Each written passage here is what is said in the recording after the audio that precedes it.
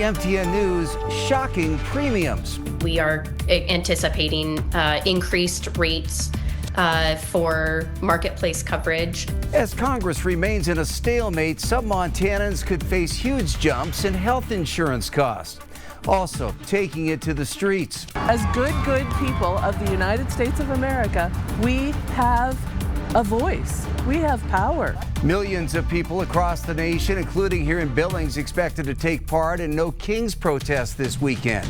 And a win-win. There's that deep purpose in just helping others fulfill their dreams.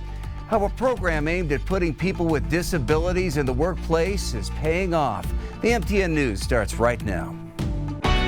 From Montana's news leader, this is the MTN 10 o'clock news. Well, good evening and thanks for joining us tonight. I'm Russ Riesinger.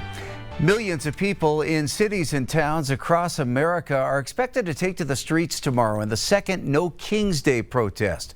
That includes a protest planned at the courthouse in Billings. It begins at noon. Organizers say they're mobilizing across all 50 states to oppose what they call escalating authoritarianism under the Trump administration. Republicans like House Speaker Mike Johnson labeling the demonstrations as Hate America rallies. But organizers behind Saturday's protests say peaceful, nonviolent demonstrations are a core American principle, which is what they are committed to. Well, Billings is one of 30 Montana cities and towns that are holding No Kings protests tomorrow. One of the largest crowds is expected to be in Bozeman. Indivisible Bozeman says they expect around 10,000 people downtown for the event there after a big turnout for the first No Kings protest that took place back in June. People are so dissatisfied with what is happening in this country that we are all willing, thousands of us, to be in the street, exercise our First Amendment rights and say we don't do kings in America. More than 2,600 of those No Kings protests are planned around the country tomorrow.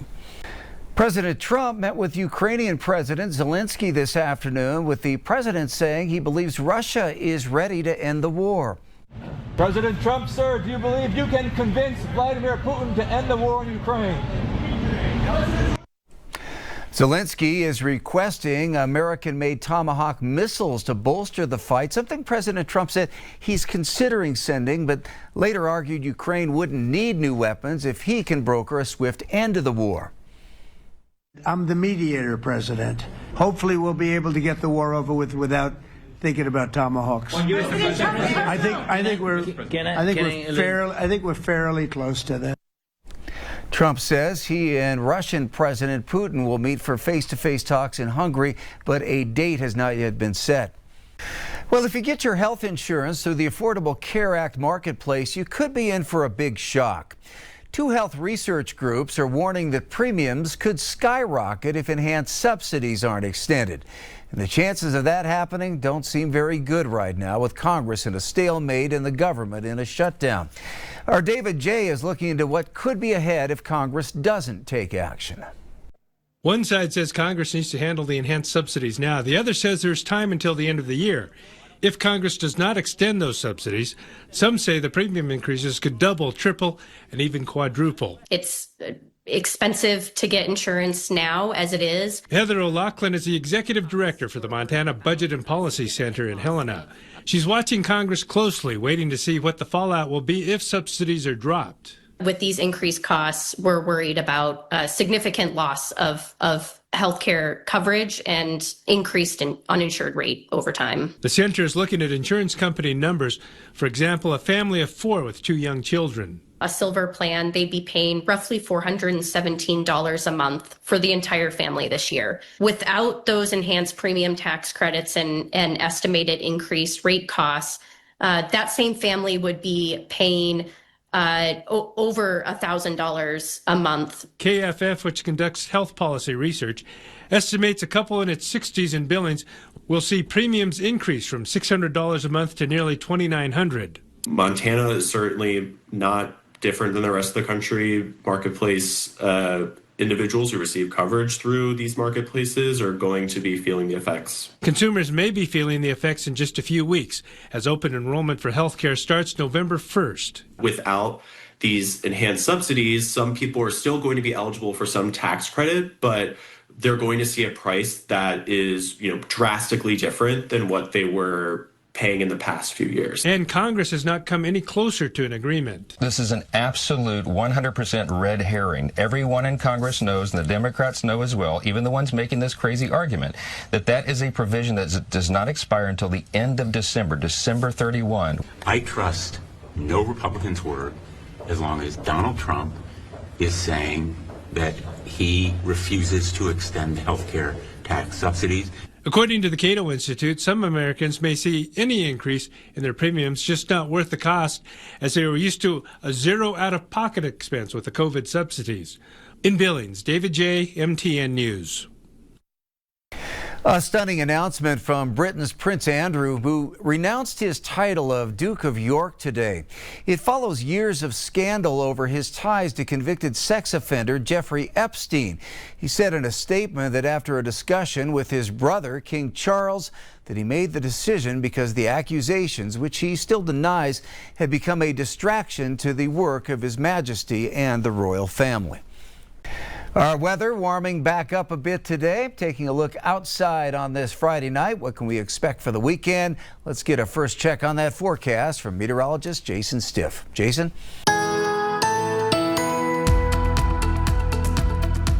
On active weather day for Montana and parts of northern Wyoming. First, it was a lot of the wind. The wind is a little bit weaker now, but we have some areas of rain and snow showers. Some snow showers over the mountains in central Montana. Rain showers continue to push right across the eastern corner of our state. We have a little bit drier weather right now in the Billings area, but we're also much milder than we've been for almost a week. Had a low of 42, a high of 65. Only a trace of rain, but we have more active weather coming. Your forecast coming up.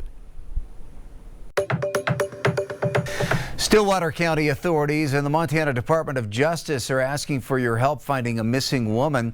They say that 27-year-old Abigail Ray Magnus was last seen getting into a black Cadillac Escalade SUV at the Park City Zip Trip on October 3rd, was known to be in Billings on October 7th. But law enforcement says due to recent developments, they are concerned for her safety and well-being. She's a white female, 5'2" with brown hair. If you have any information about her whereabouts, you're asked to call the Stillwater County Sheriff's Office at 406-322-5326 or call 911. The Babcock Theater is still closed to the public after pieces of the ceiling collapsed back in May.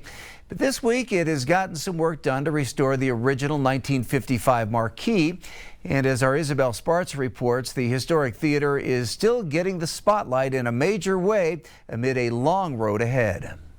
If you're anything like me, maybe you like to wind down at the end of the week by going to go catch a movie at our local theater. My favorite places in town are the Art House Cinema and, of course, the historic Babcock Theater. But tons of work has gone into restoring this building back to its original state. So we decided to check back in almost 5 months later to see how it's all going. It's been a tough few months since the Babcock has been closed to the public. The loss of the Babcock is essentially a third of our income for Art House. And maybe no one misses the theater more than its executive director, Matt Blakesley. We as Art House are doing everything we can to get this place reopened and safe as soon as possible. The theater has been working on a massive restoration project for its marquee and entryway. But when the pieces of the interior ceiling collapsed back in May, it created more stress. Right now, we're currently working with insurance to figure out what next steps look like there. We're looking at about a $900,000 price tag. Construction could take up to a year, but it has given them extra time to get that essential work done. Just this week, the marquee got a shiny new B installed. But it is extra sad for some, as around this time of year, the 700-seat theater is usually filled with dressed-up fans for showings of the 1975 cult classic, Rocky Horror Picture Show. That's really, really sad and hard for us because we love hosting events like Rocky Horror Picture Show and other big screenings that we've been able to do. But it's not all negative. If you just head a few blocks down to the Art House, you can still get a taste of fun of both Rocky Horror and celebrating the Babcock. To celebrate the 50th anniversary since the film's release, a documentary titled Strange Journey about the cultural phenomenon is being widely shown. The cinematographer of the film was renting out the space and recently moved to Billings and was talking to us about this project. And he said, "Sweet, can I bring my camera and get some footage?" So he came and he interviewed some people that are a part of Rocky Horror with us. So while it won't be the usual spectacle, viewers can still see Billings on the big screen this Friday and Saturday at 7:30. And while the timeline for the completion date is still uncertain, that's why Blakesley says it's more important than ever to go out and support your local cinema. Reporting in Billings, I'm Isabel Spartz with MTN News.